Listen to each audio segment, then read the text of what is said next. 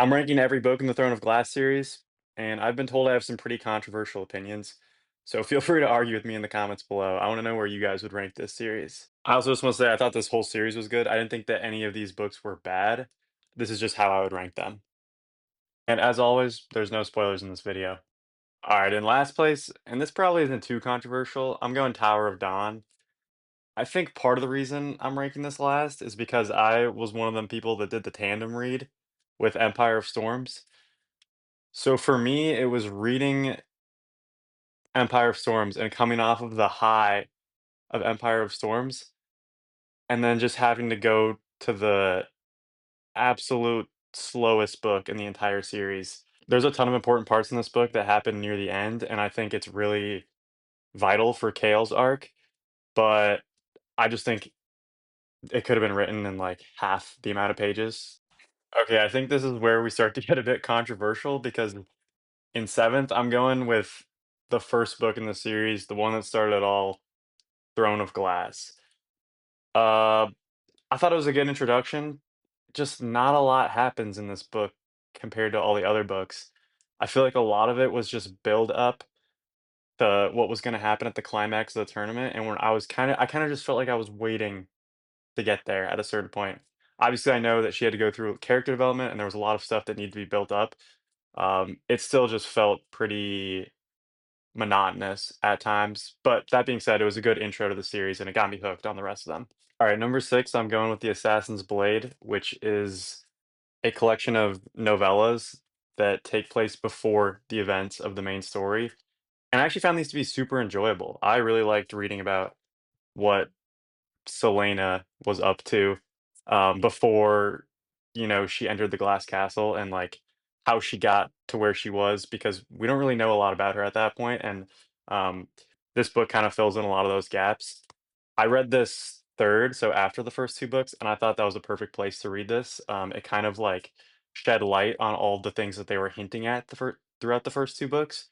But the only reason I can't place this higher is because there's just not enough that happens that contributes to the main plot of the series, compared to the rest of these.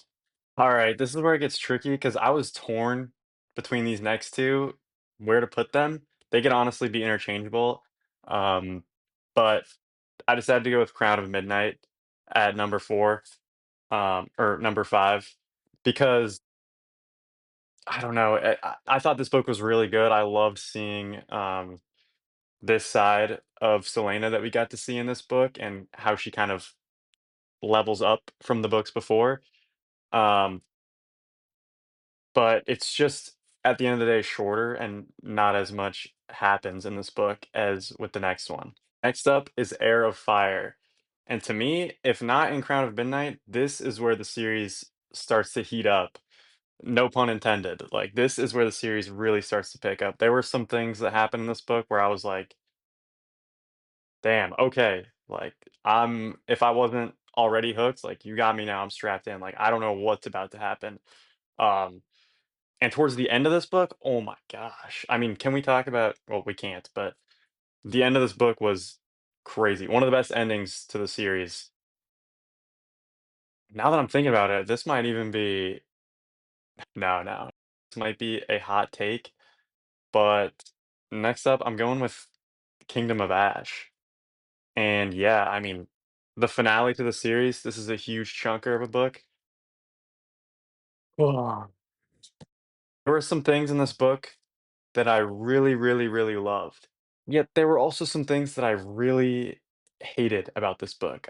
Let me know if you guys want to see a video with spoilers where I go into some of the things that I had problems with, specifically with this last book.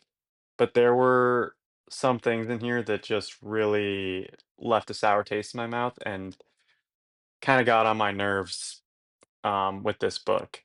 But overall, it was great. There was just some things that just I was really hoping that would happen, and they didn't, and other things that I really didn't expect to happen, and they did, and I was like, "Why? Why did that happen?" But yeah. Alright, next up, I got Queen of Shadows. I think for me, Heir of Fire was the first book where I realized, like, okay, Sarah J. Maas, last 100 pages, you gotta read in one sitting because it's just nonstop action. when I read Queen of Shadows, that changed from 100 to 200 pages because the last 200 pages of this book are genuinely some of the most insane in this entire series. Like, the amount of stuff that happens in the last 200 pages, I had to reread pages multiple times to wrap my head around what was going on because I was so mind blown. But that does not compare to the ending of this next book. So yeah, guys, in first place, it's Empire of Storms. This book is fire. Fire. The ending of this book had me so eager to finish Tower of Dawn and get to Kingdom of Ash that I think I read the rest of Tower of Dawn in a single sitting because I was like, I need to get through this so I can get to Kingdom of Ash because I was like, what the heck just happened? Yeah, I can't even imagine those of you that read the series as it came out because I know that this came out and then Tower of Dawn and then Kingdom of Ash, so you guys would have had to wait like a whole year and a half to get Tower of Dawn after this book. I would have I would have lost my mind. I mean, Sarah J. Maas, how can you do that to the people? Because yeah, this is one of the most fire books I read in 2025. Honestly, this is on my top 10 books of 2025. And I don't read a ton of YA fantasy, but this is definitely up there. This is just nonstop action from the start, and it does not slow down. It only ramps up in pace. And also, like, I just love Manon. Like, I just love her so much.